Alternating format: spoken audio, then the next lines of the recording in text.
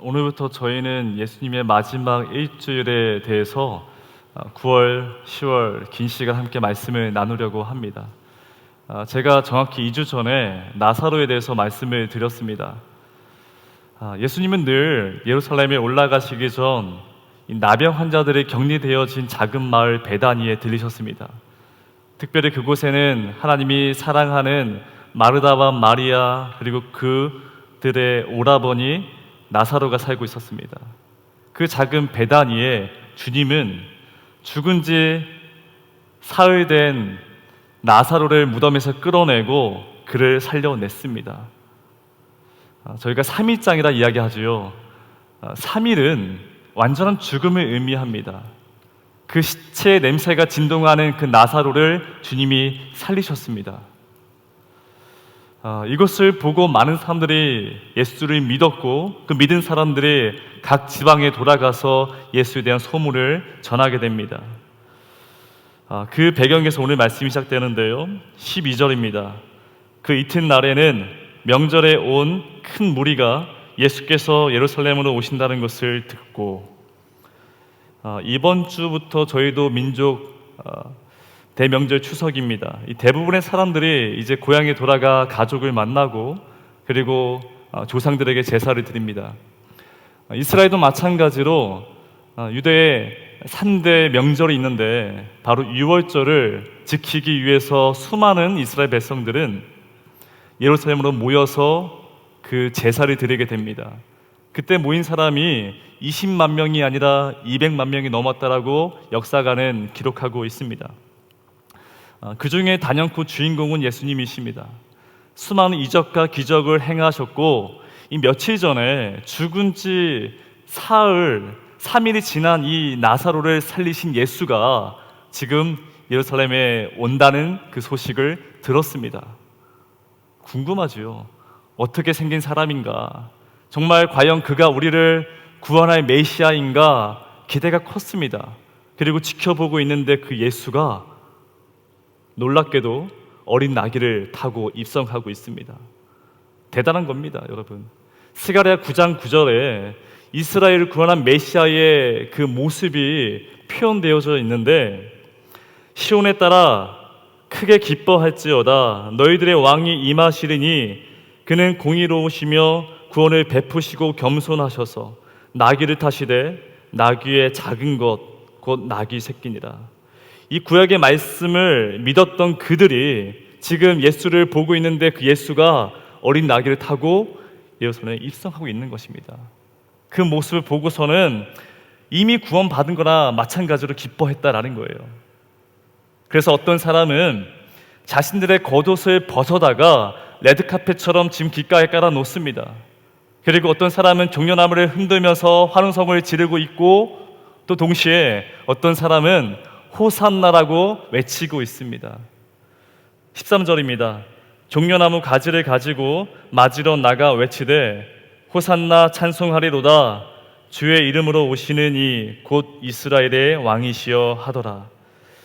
이들에게 예수님께서는 정치, 경제, 문화, 먹고 마시는 모든 문제를 해결할 사람이 예수라는 것을 믿었습니다. 확신합니다.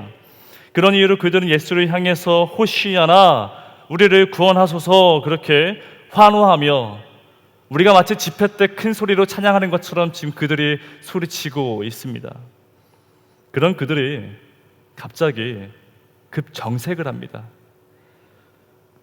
예수를 향한 열광적인 반응과 뜨거운 환호성이 며칠 되지 않아 싸늘한 표정과 아주 차가운 눈빛으로 돌변합니다. 주로 남녀 사이에 이런 일이 자주 벌어지는데, 자신들이 기대했던 메시아의 모습이 있습니다. 그런데 예수를 보니 자신들이 생각했던 그 부합하는 내용이 단 하나도 찾아볼 수가 없는 거예요. 그래서 예수를 향해서 우리를 구원하소서 외쳤던 그 소리가 이제는 예수를 십자가에 못 박으라 그렇게 뒤바뀐 것입니다. 이 모습을 미국의 제임스 패커라는 학자가 완전히 돌아선 그들의 모습을 주해하는데 특별히 종려나무에 대해서 언급을 했습니다. 왜냐하면 유월절 절기에는 이 종려나무가 아무런 관련이 없기 때문에 그렇습니다. 주로 장막절, 한우카 명절에 사용하는 것이 종려나무인데, 우리도 왜 추석 때 송편을 지어 먹지 만둣국은 설날에 먹지 않습니까? 이걸 모를 리가 없는 그들이 지금 예수님에게 종려나무를 흔들고 있는 것입니다. 그 이유가 무엇일까? 예수님이 죽기 전 BC 164년에 이 마카베오라는 사람이 있었습니다. 마카베오.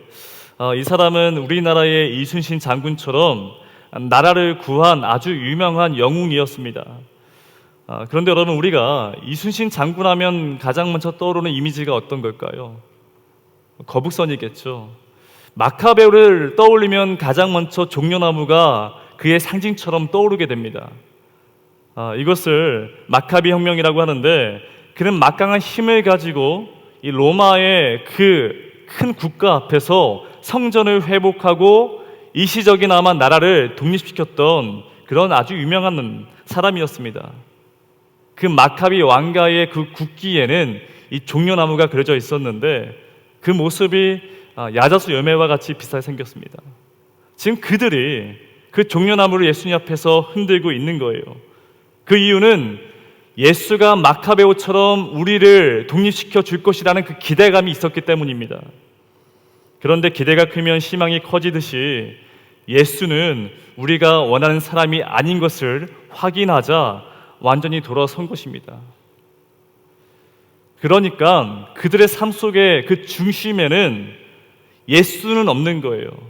예수는 저 변두리의 끝에 놓여져 있고 내가 필요할 때 찾는 그런 신앙의 모습을 보여주고 있습니다. 내 마음의 중심에는 예수가 아니라 자신들이 원하는 소망이 중심이었다는 것을 볼 수 있습니다. 그런 이들을 바라보면서 어느 지점에서는 매주마다 예배를 드리고 있는 우리들의 모습이 그들에게 비춰진다라는 것입니다. 과연 매주마다 드려지는 그 여러분의 예배가 과연 어떤 예배일까? 내가 좋을 때 종려나무를 흔들며 호산나를 외치고 환영하지만 내가 불편할 때에는 그런 예수 필요 없다라고 그 구석에 던져버리는 그런 예배를 혹시 드리고 있지는 않습니까? 제가 신학교를 다닐 때에 설교학 시간에 교수님이 이런 질문을 던졌습니다. 지금 한국 교회는 매주마다 예배 전쟁이 벌어지고 있는데 그 현장에서 여러분들은 어떻게 하시겠습니까? 저는 예배학에 관심이 더 있었기 때문에 이 질문을 좀 더 깊이 고민해 본 적이 있습니다. 여기에도 직장에서 그리고 이 사업을 시작하신 분들이 더러 있을 것입니다. 어떠십니까? 치열하죠. 세상에 나가서 그 수많은 업체들 가운데 경쟁에서 이기기 위해서 수단과 방법을 가리지 않고 살아가는 것이 바로 세상입니다. 핸드폰을 하나 팔아도 그 소비자의 마음을 사로잡아야 됩니다. 그렇지 않으면 바로 옆 사람에게 그 기회가 주어집니다. 방심하면 그 기회가 나에게 찾아오지 않는 것이 바로 세상입니다. 그런데 우리 예배마저도 그런 전쟁이 되어 버렸습니다. 어떤 사람은 전통적인 예배를 좋아합니다. 캐톨릭 미사처럼 잔잔한 음악과 아주 경건한 예배를 선호합니다. 어떤 사람은 반대로 예배는 뜨거워야 한다라고 주장합니다. 큰 소리로 기도하면서 그 안에 성령의 은사와 임재가 가득 넘칠 수 있도록 마치 군대의 그 군가처럼 파워풀한 찬양을 하는 걸 선호하는 사람들이 있습니다. 그리고 신앙이란 이해하는 것이다라고 여기는 사람들도 있습니다. 그래서 잘 가르치고 듣기에 편한 강의 설교를 좋아하는 분들도 있습니다. 제가 한번 말씀드린 적이 있는데요. 몇 해 전 LA 얼바인에 있는 마리언스 교회에서 예배를 드린 적이 있습니다. 이 교회가 좀 특이한 것이 무엇이냐면 같은 장소에 같은 시간인데 다양한 예배가 한 곳에 이루어진다라는 거예요. 열린 예배라고 하지요. 정말 자유롭게 뜨거운 찬양과 함께 예배를 드리며 중간중간에 퍼포먼스가 있습니다. 여기에 정말 많은 청년들이 환호성을 지르며 뜨겁게 예배를 드리고 있습니다. 그런데 동시에 같은 시간 바로 반대편에서는 아주 경건한 예배, 조용한 예배, 그런 전통적 예배가 드려지고 있어요. 그곳에는 주로 나이가 많은 분들이 앉아 예배를 드리고 있습니다. 그리고 또 하나, 우리가 보통 결혼식장에 가게 되면 자리가 너무 많아서, 너무 없어서, 꽉 차서 우리가 어쩔 수 없이 식당에 내려가 모니터를 보면서 식사하는 경우가 있습니다. 이처럼 이 교회는 예배를 햄버거와 스테이크를 먹어가면서 화면을 보며 예배를 드리고 있습니다. 이것을 구도자 예배라고 합니다. 이것이 현대적인 예배라고 말합니다. 크게 문제가 되지 않는다라고 이야기하지요. 하지만 자칫 이 예배의 본질을 잃어버리면 이 문제는 아주 크게 우리의 삶 가운데에 찾아오게 됩니다. 마치 예배가 상품이 되어버린 것이고, 예배를 드리는 우리는 소비자가 되어서 자신들의 취향에 따라 예배를 선택할 수 있다라는 생각을 주기 때문에 큰 문제가 된다라는 거예요. 혹시 여러분들 가운데에 나는 은혜 받았습니다라고 고백하는 그 마음에, 혹시 그 마음에는 이 예배가 내 마음에 들었고, 예배의 구성이 딱 내가 원하는 모습이며, 설교하는 목사님의 모습이 딱 내 스타일인 것입니다. 그날따라 찬양 인도자의 선곡이 너무나 은혜가 돼서 내가 오늘 이 예배에 은혜 받았다라고 말하는 분들이 있다라면 우리가 조금 다시 한번 생각해 봐야 한다라는 거예요. 그 이유는 내가 원하지 않는 예배라면 그곳에는 은혜가 되지 않는다라는 말로 들리기 때문입니다. 그래서 소비자 입장에서 내 마음에 들면 좋고 내 마음에 들지 않으면 별로라고 생각하는 예배를 혹시 우리가 지금 드리고 있다라면 그 모습은 예수님을 향해서 호산나라고 외쳤던 이스라엘 백성들과 조금도 다르지가 않습니다. 그렇게 오늘은 나는 어떠한 예배의 스타일을 좋아하는가 묻기 이전에 과연 예배는 무엇인가, 이것을 먼저 함께 나누고 싶습니다. 예수님은 예루살렘에 입성합니다. 근데 그 입성이 주님의 마지막 일주일이었습니다. 이제 며칠 지나지 않으면 나는 십자가에 매달려 죽을 것을 직면하고 알고 있었습니다. 그런 주님이 3년 동안 동거동락했던 제자들을 불러 모아다가 마지막 식사를 합니다. 주님이 그 제자들을 들러 앉혀놓고서는 축복을 하고 말 한마디, 행동 하나하나를 우리가 주목해야 되는데, 왜냐? 이것이 예배 그대로를 다 담아내고 있기 때문입니다. 주님은 식탁에 놓여진 빵과 포도주를 가지고 직접 예배가 무엇인지를 그들에게, 또한 우리들에게 보여주고 있습니다. 이것을 우리가 성찬이라고 부르고 있습니다. 마침 저희가 오늘 말씀을 마치고 함께 성찬에 참여할 텐데, 여러분은 딱 이 세 가지만 기억하시면 되는 거예요. 세 가지. 주님께서는 빵과 포도주를 들어 축복하시고, 축복 기도를 하시고 떼어서 제자들에게 나누어 주었습니다. 세 가지. 들어 축복하고 떼어 나누어 주었다라는 거예요. 간단하죠. 그런데 이 방법을 가지고 초대교회는 매일마다 예배를 드렸습니다. 이 세 가지의 방법으로 매일 예배를 드렸는데요. 이것이 예배인데요. 마가복음 14장 22절입니다. 그들이 먹을 때에 예수께서 떡을 가지사 축복하시고 떼어 제자들에게 주시며 이르시되 받으라, 이것은 내 몸이니라 하시고. 여러분, 여기에 놓여져 있는 이 빵은 말 그대로 보이는 빵입니다. 밀가루에다가 적당한 베이킹 파우더와 소금과 설탕과 물을 넣고 반죽을 합니다. 이 반죽한 것을 오븐에 구워서 나온 베이커리 빵입니다. 그런데 이 빵을 주님이 축복하시고 우리에게 말씀하십니다. 받아 먹으라, 이것은 내 몸이니라. 겉으로 보기엔 변화가 없지만 이 빵은 이제 그냥 빵이 아니라 주님의 몸, 주님의 피가 되어진다라는 거예요. 그래서 여러분, 예배를 통해서 우리가 받아야 할 가장 큰 축복은 뭐냐면요, 건강도 아니고 재정도 아니고 관계도 아닙니다. 바로 예수 그리스도이십니다. 생명의 떡과 포도주가 되어주신 주님을 먹고 마시는 것이 우리가 예배 가운데 누릴 수 있는 가장 큰 축복이라는 거예요.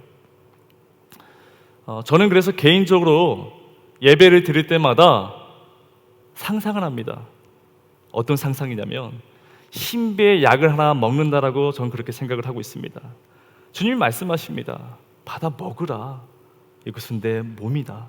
내 피다라고 말씀하십니다. 그래서 이 신비의 약을 예배 때마다 나는 먹는다고 생각해요. 여러분, 그러면 어떻게 달라지는가? 예배 때마다 저는 다시 한번 확인합니다. 내가 누구인지를. 하나님의 아들이라는 거예요. 세상에서 보기에 저는 볼품없는, 형편없는 그런 사람이 될 수 있는데 하나님이 왕이십니다. 그 왕의 자녀가 바로 나다. 바로 예배를 통해서 다시 한번 확인합니다. 그래서 여러분, 떡은 떡인데 떡이 아닌 예수님의 그 떡과 몸과 피를 먹는 그 사람은 달라질 수밖에 없다라는 거예요. 이것이 우리가 누릴 수 있는 큰 복이 되어집니다. 여러분, 우리나라의 45%가 영양제를 먹는다고 합니다. 저도 오메가3, 루테인, 그리고 비타민을 먹습니다. 먹은 사람은 몸이 달라집니다. 이처럼 매주마다 주님의 떡과 피를 먹는 그 사람은 우리의 영혼이 달라질 수밖에 없다는 것을 기억하십시오. 이게 바로 예배입니다. 그리고 두 번째, 떼는 것입니다. 주님은 떡을 들어 축복하시고 난 이후에 떼셨습니다. 떼었다는 것은 잘게 부순다는 의미입니다. 왜 그러겠습니까? 주님께서 예루살렘에 입성하실 때에 호산나라 외쳤던 그들이 돌변했던 이유가 무엇입니까? 바로 마음입니다. 그들의 마음. 호산나라 외치고 종려나무를 흔들고 옷을 벗어서 환송했던, 찬양했던 그들의 마음이 어떻습니까? 내가 원하는 소망이 삶의 전부이고 예수는 저 끝자락에, 저 변두리에 놓여져 있었던 겁니다. 바로 그 마음, 자기의 중심성, 셀프 내추럴 마인드. 그동안 내 삶 가운데 내가 주인 되었던 그 마음을 부시고 떼는 것이 바로 예배입니다. 그래서 가끔은 재미가 없어도 내 마음을 콕 찌르기도 하고, 어떤 경우에는 이렇게 살면 안 되겠구나, 그렇게 회개하며 다시 내 마음을 다잡는 경우가 있습니다. 로마서 12장 1절 말씀 그대로 너희 몸을 하나님이 기뻐하시는 거룩한 산 제물로 드리라. 2절 오직 마음을 새롭게 함으로 변화를 받아 하나님의 선하시고 기뻐하시고 온전하신 뜻이 무엇인지를 분별하여라. 이것이 바로 두 번째 예배입니다. 내 마음을 변화받는 것, 이것이 두 번째 예배입니다. 내 마음을 쪼개고 내 마음을 다시금 주님 앞에 돌이키는 것입니다. 그리고 마지막 예수님께서는 그 떼어진 빵과 포도주를 제자들에게 하나씩 나누어 주었습니다. 여러분, 그 예수님의 몸과 피를 먹었던 그 제자들의 삶은 어떻게 됐을까요? 그 12명의 제자들 가운데에 가룟 유다만 제외하고 11명의 제자는 인도, 터키, 소아시아, 북유럽, 아프리카 뿔뿔이 흩어져서 또 다른 사람들에게 생명의 피와 포도주가 되었습니다. 인앤 아웃이죠. 모였다가 흩어지는 것. 예수님을 세상에 나누기 위해서 흩어집니다. 십자가의 그 사랑을 전하기 위해서 흩어집니다. 부족한 나를 강하게 하신 그 주님을 증언하기 위해서 흩어집니다. 그것이 바로 예배의 목적입니다. 그래서 어떤 신학자가 교회를 주유소라고 설명한 적이 있습니다. 자동차가 길가에 가다가 기름이 떨어지면 주유소에 가서 채워야 하는 것처럼 교회가 그 역할을 해야 한다는 것이에요. 여러분들이 왜 예배를 드리는 것이겠습니까? 기름이 필요하죠. 생명의 양식이 필요하죠. 성령의 기름이 필요합니다. 채워야죠. 그래서 우리가 이 자리에 모여서 예배드리는 그 이유가 되지 않겠습니까? 그런 여러분들에게 저는 교회라는 주유소에서 매주 기름을 채울 수 있도록 저는 총잡이 역할을 하고 있는 거예요. 여러분, 2000년 전 그때나 지금도 주님은 바로 이 자리에 나귀 타시고 우리 향해 다가오고 있습니다. 그 예수님을 여러분들의 마음 가운데 중심으로 모시며 살아가시겠습니까? 아니면 이들처럼 끝자락에 놓여져 놓고 필요할 때마다 찾는 그런 예수의 마음으로 예배를 드리겠습니까? 우리가 매주마다 이렇게 결단하며 드려야 되는데요. 여러분, 성찬을 제가 매 달마다 진행을 했었습니다. 지금은 결혼해서 다른 교회에 예배 드리고 있는 한 자매가, 목사님, 성찬이 무슨 의미입니까? 하나부터 열까지 다 자세하게 알려주세요. 그래서 그 자매와 함께 1시간 내내 제가 계속 설명했습니다. 근데 그 설명했던 내용이 오늘 여기 다 들어가 있다라는 거예요. 오늘 함께 저와 의미를 되새기면서 성찬을 하려고 하는데요. 여러분들은 원하지 않았겠지만 하나님께서 여러분들을 이 자리에 부르셨습니다. 그리고 떡과 포도주가 되어서 받아 먹으라 말씀하십니다. 이 예배 현장 가운데 여러분들이 이렇게 고백했으면 좋겠습니다. 연약합니다. 그늘에 놓여져 있습니다. 힘이 듭니다. 눈물이 흘립니다. 보이지가 않습니다. 그러나 그 연약한 내가 이 예배를 통하여 하나님의 손에 붙들리는, 그래서 예배 때마다 날마다 새로운 인생으로 살아갈 수 있는 그런 삶을 경험하게 하여 주시옵소서. 그렇게 여러분의 입술로 고백하는 삶이 되어지기를 주님의 이름으로 축원합니다.